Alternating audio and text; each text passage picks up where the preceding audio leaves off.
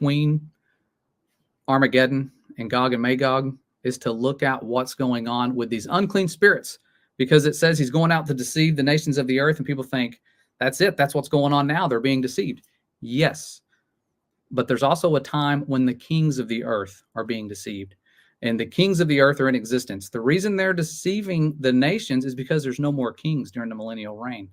And so in Revelation chapter 16, it talks about those spirits of devils working miracles, just like they did in Egypt, which go forth unto the kings of the earth, something we have right now. There are monarchies, and it talks about that in Revelation with the kings of the earth at that point, which go forth unto the kings of the earth and of the whole world to gather them to battle, or to the battle of the great day of God Almighty.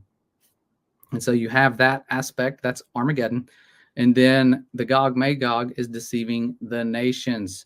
It's the same goal. Only one time the threat's from above, the other time threats from below. It's on the ground. There's a camp here.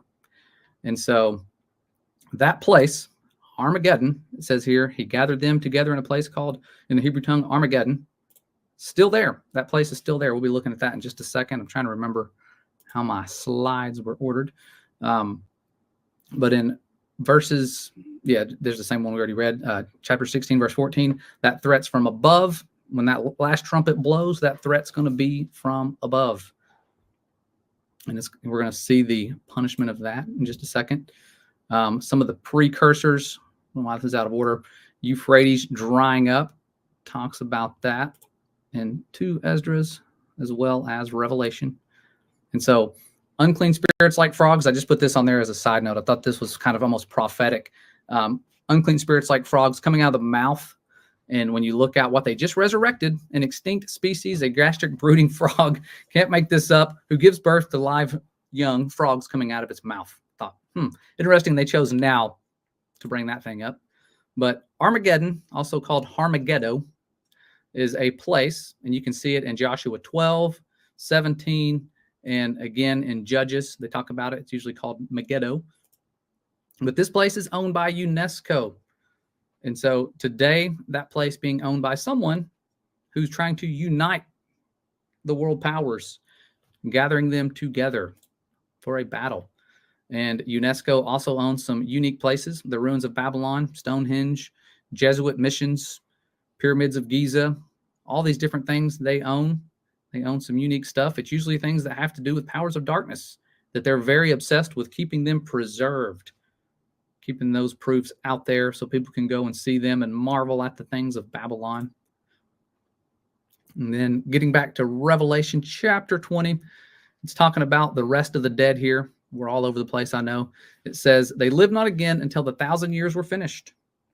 And so you do have people that have died. There's that 1,000-year period. Then there's a final judgment. And so it's talking about this. It says, the rest of the dead live not again until the 1,000 years were finished. And it's going back and saying, this is the first resurrection, the people that were resurrected and partaking in that millennial reign period. Blessed and holy is he that hath part in the first resurrection. Why? Because it says, on such the second death hath no power, but they shall be priests of Yah and of Christ, and shall reign with him 1,000 years. So that is the first resurrection, little season. We're going to be looking at where Armageddon actually is. Armageddon on a map right there. And then, of course, Gog and Magog, when you read about it in Jubilees, it tells you it's northeast of the river Tina, or at least Magog is. And so it's in an area that's very close to Armageddon. These areas are close together. If you're going to surround the camp of the saints, it's going to need to be somewhere close to these lands. The return and the camp of the saints being in very similar locations.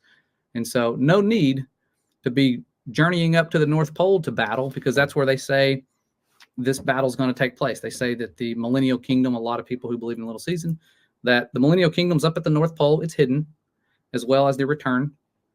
It was never really talked about, but that millennial kingdom being up there at the North Pole. And I see why that's believed, because it talks about the center of the earth, but that comes back to an understanding of what earth is. Earth is dry land. And when you look at it on a map, the center of the dry land is where the kingdom would be established. And so this brings us to something that just recently happened. As I was doing this study, there was an operation called Steadfast Defender.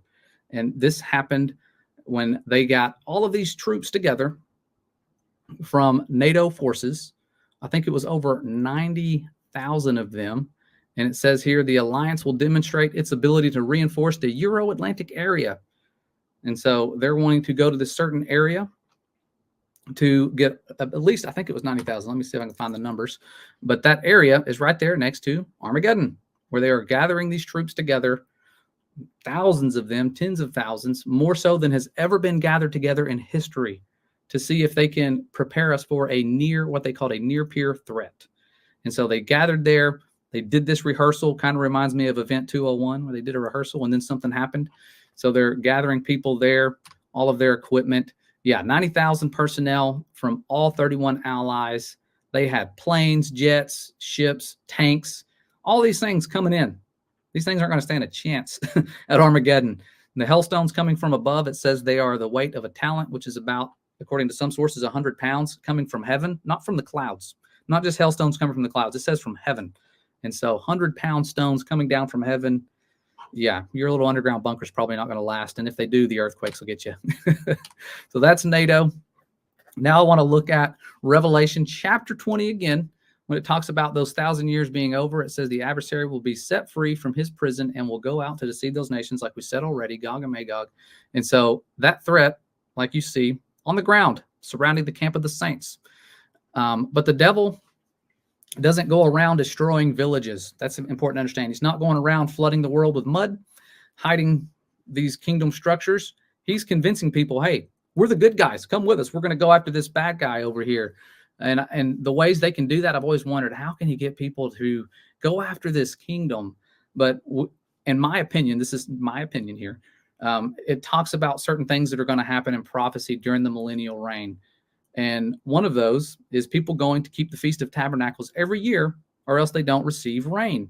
And so if the enemy comes out, if I was the adversary, what would I do? I want them to experience the drought. So I'm going to try to distract them, get them to be, maybe bring back some of the old tricks of Rome again. They always reuse the same tricks. Get them to forget about the Feast of Tabernacles like we have now. My whole life, I didn't even know what that was. And now we're getting to do it, and it's a blessing because we're remembering who set us free and how evil these powers of darkness are to deceive the Father's people, to put them in bondage and slavery and do all the things they're pretty much doing to us now, population control.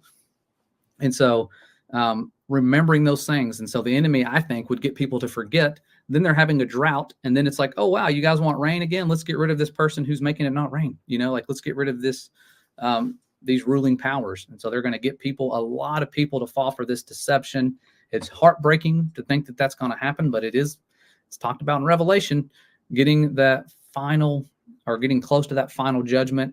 And this time it's not hailstones from above, it's fire from above.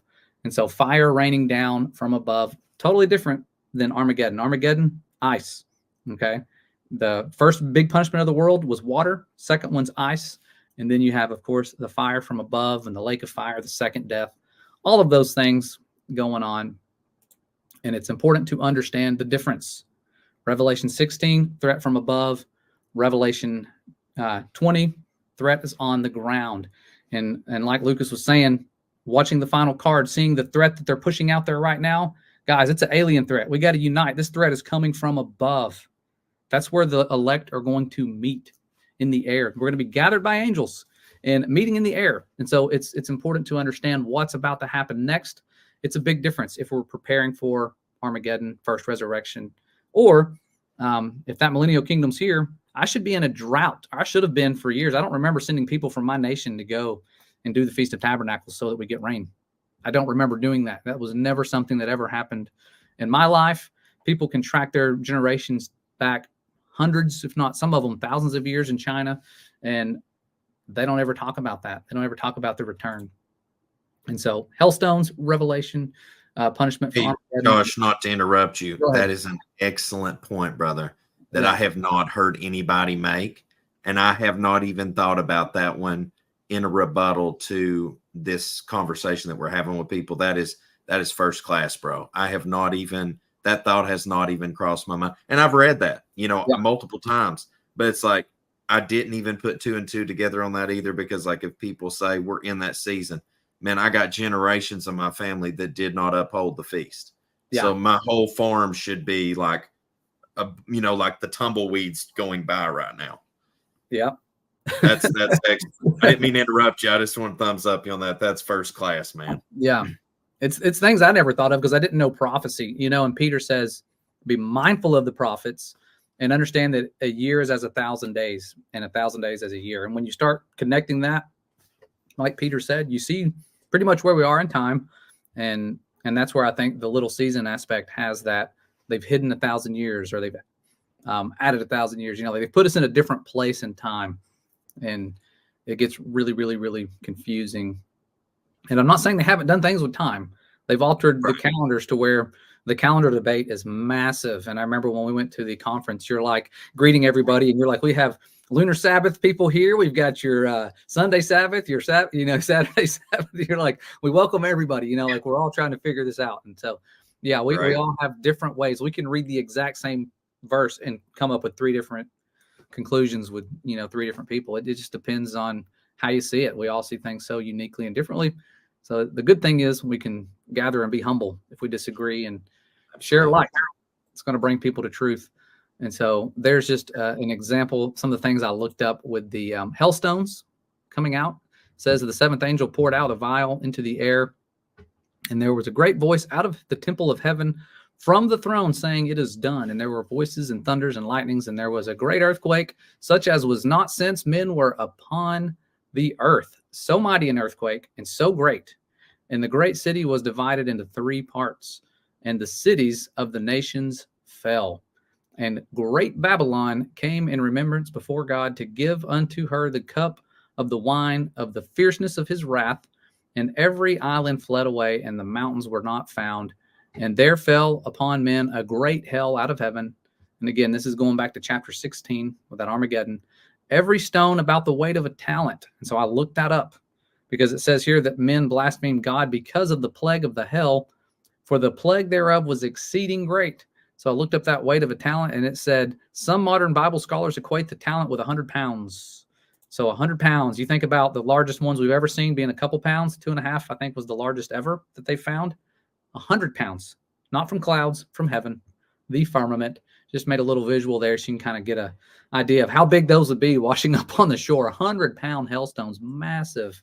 I could not imagine. Yeah, like your house isn't safe. Your underground bunker with that earthquake and the hailstones, it's collapsing. I really don't think there's people going to hide away and survive that. But people will be protected. There are going to be survivors, and those are the ones coming to, keeping the Feast of Tabernacles every year. Things are going to be restored better. Even we're going to be restored to what it says, a pure language in the prophecy. We're not going to need apps on our phone to translate things. It's going to be restored to a pure language. So we're going to be able to communicate with other people, other nations, essentially. And they're not going to have kings. The Most High will be the king with his beloved son, given that kingdom, King of Kings aspect. Really powerful, that millennial reign.